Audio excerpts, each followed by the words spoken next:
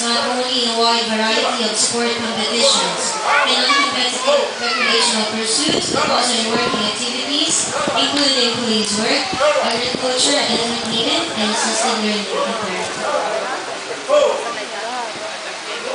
Next is the forward and the backward move.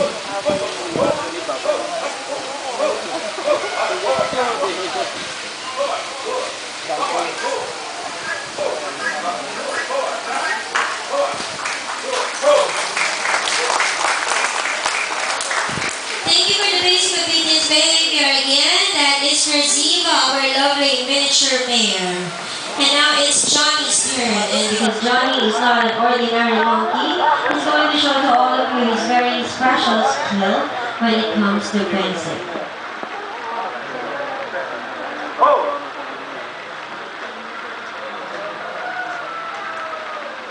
And of course, Johnny needs to hold his rapier or the fighting sword. And he would like to render a piece of it. Now let's watch the sword fight.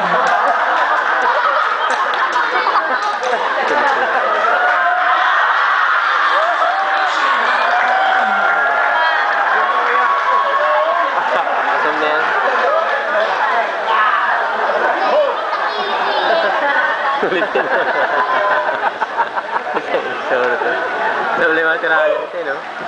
Ay, akong gulo ito.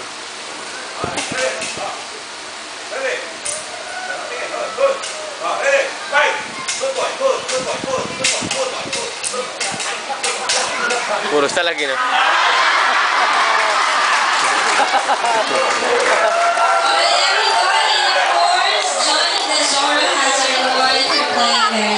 Masira siya din sa ibon. Nagulat siya. And because he gets started, it's too hard today, the trainer is going to give him his favorite drink.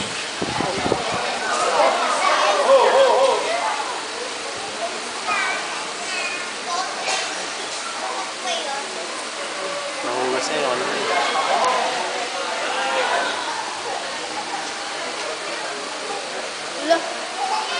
Alright, so once again, we would like to invite the residents of Pangasinan, the Zubik Safari and Zucobia will be having an animal show on July 4 at Escabrosales, Pangasinan. Alright, thank you for sipping your Coca-Cola, Johnny the Zorro. Wave your hand goodbye to them. And thank you to our animal trainer, Mr. Uberus.